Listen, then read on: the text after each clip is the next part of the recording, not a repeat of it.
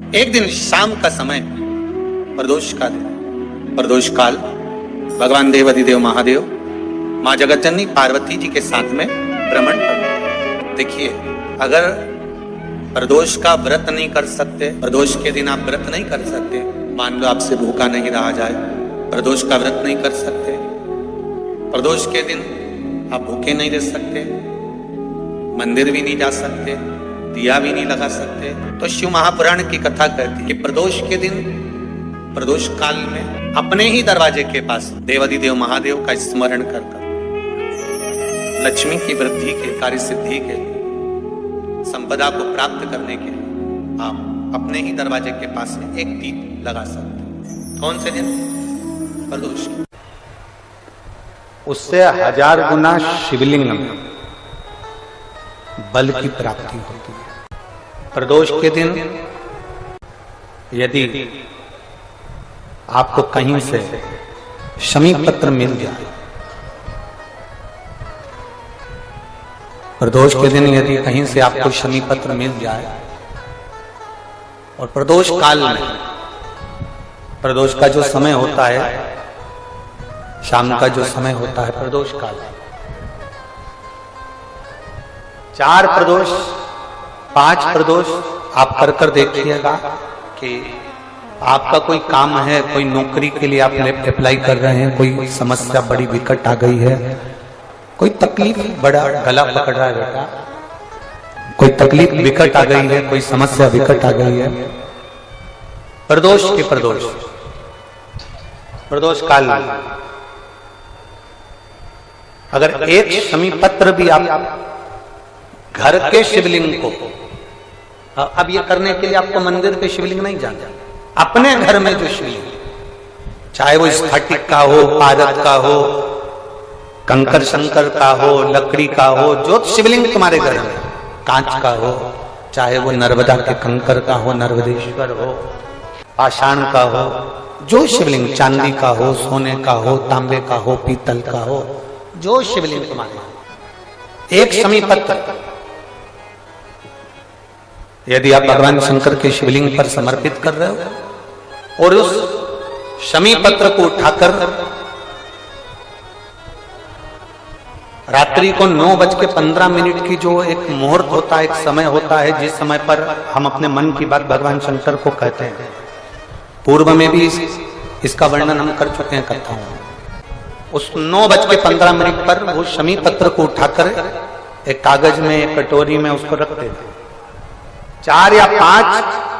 प्रदोष के उस शमी पत्र को अपने पास में रखिए और जिस कार्य के लिए जा रहे हो उसको जेब में ऊपर के भाग में उसको रखकर लेकर जाइए, आपका वो कार्य सफल होकर ही रहेगा, वो रुक नहीं सकता। उस शमी पत्र में इतना बल होता है, प्रदोष का जो शमी पत्र होता है वो बड़ा बलवान होता है, बड़ा बल। किसी भी प्रदोष के दिन, प्रदोष काल में एक बार लगा दे, उसके बाद में अपनी कामना कर बेलपत्री, एक छोटा सा उपाय अवश्य करिएगा। अगर बच्चे कोई एग्जाम में बैठ रहे हैं या कंपटीशन एग्जाम है या नौकरी के लिए अप्लाई कर रहे हो, मान लो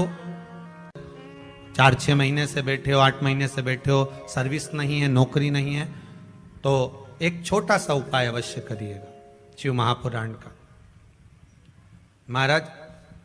बेलपत्री के पेड़ के नीचे विराजमान होकर, बेलपत्री के पेड़ के नीचे जिसको नौकरी के लिए या एग्जाम में बैठ रहा है वो जल चढ़ाए, बेलपत्री के पेड़ के नीचे थोड़ा सा दूध चढ़ाए, फिर जल चढ़ाए और अपने राइट भाग में घी का दिया और अपने लेफ्ट भाग में तेल का दिया। किसी भी प्रदोष के दिन, प्रदोष काल में एक बार लगा दे, उसके बाद में अपनी कामना कर बेलपत्री के पेड़ के नीचे धोख लगाकर प्रणाम कर आ जाए और चले जाए इंटरव्यू के लिए, बाबा उत्तीर्ण करा ही देगा, नौकरी दिलाई। जिस दिन रविवार की प्रदोष पड़े उस दिन एक लाल वस्त्र में पीली सरसों रखकर और उसके अंतर्गत कुछ भी, एक या तो बमूल का कांटा ना मिले तो गुलाब का कांटा ही उसके अंतर्गत रख लीजिए। और मान लो कोई काम ऐसा है कि उसमें पैसा तुम्हारा आ ही नहीं रहा, बहुत घाटे पर घाटा जा रहा है, नुकसान बहुत हो रहा है और कोई काम हो ही नहीं रहा, तो महाराज जिस दिन रविवार की प्रदोष पड़े उस दिन एक लाल वस्त्र में पीली सरसों रखकर और उसके अंतर्गत कुछ भी, एक या तो बमूल का कांटा ना मिले तो गुलाब का कांटा ही उसके अंतर्गत रख लीजिए और उसको शिव मंदिर का स्मरण कराकर शंकर भगवान का नाम लेकर रू भैरव, कौन सा भैरव है उसकी भी कथा भी आने वाली है। ये दारुक नाम के राक्षस का संहार करने के लिए जब माता अवतार लेगी तब शंकर भगवान बच्चे का रूप रखकर रोएंगे, तो शिव जी का एक नाम होगा रू भैरव। ये भैरव कहां पर रहता है तो कहा ये शमशान में रहता है। कहां रहता है ये भैरव? शंकर का जो एक अवतार है रू भैरव, ये भैरव अवतार शमशान में रहता है।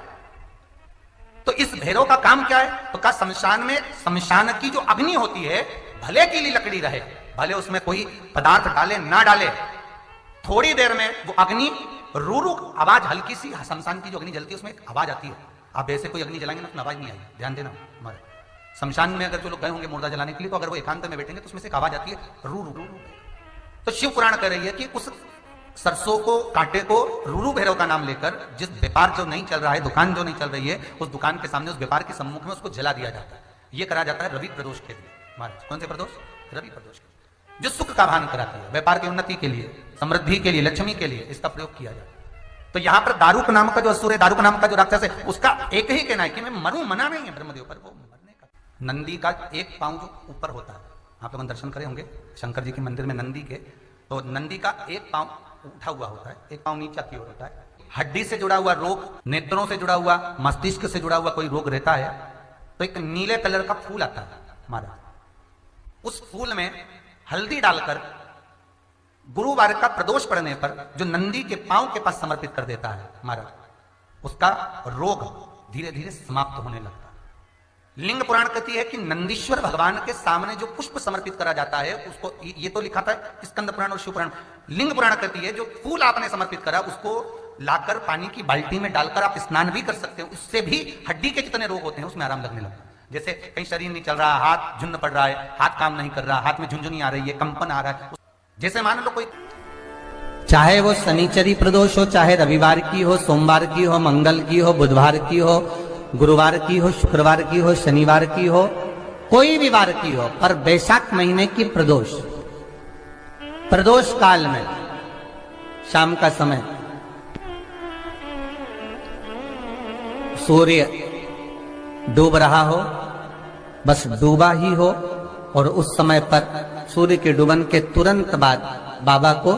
धतूरे के साथ में बेलपत्री ना चढ़ाते हुए बेलपत्री के वृक्ष के 7 कांटे बाबा के शिवलिंग पर समर्पित करे जाते हैं महाराज, अपनी जिंदगी में अड़चनों को हटाने के लिए। फिर आप जिस व्यापार में उतरे, जिस व्यवसाय में उतरे, जिस नौकरी में उतरे, आप दिल से करें,